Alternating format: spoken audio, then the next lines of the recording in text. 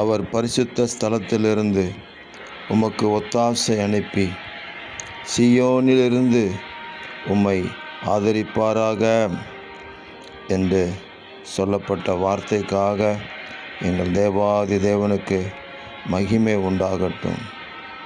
ஜெபத்தை கேட்கிறவரே உமக்கு ஸ்தோத்திரம். துதி பலிகளை அங்கீகரிக்கிறவரே உமக்கு ஸ்தோத்திரம்.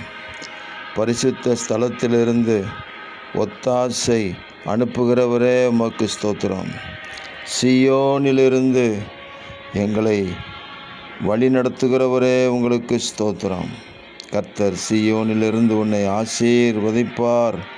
நீ ஜீவனுள்ள நாளெல்லாம் எருசலேமின் வாழ்வை காண்பாய் என்று சொல்லப்பட்ட வார்த்தையின்படி அந்த புதிய எருசலேமின் ஆசீர்வாதத்தை, இனி ஒரு சாபமும் இராது என்று சொல்லப்பட்டிருக்கிற அந்த எருசலேமின் ஆசீர்வாதத்தை கொடுப்பீராக.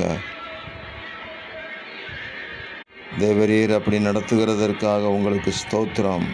இரட்சகர் இயேசுவின் நாமத்தில் ஜெபிக்கிறோம் பிதாவே. ஆமென், ஆமென்.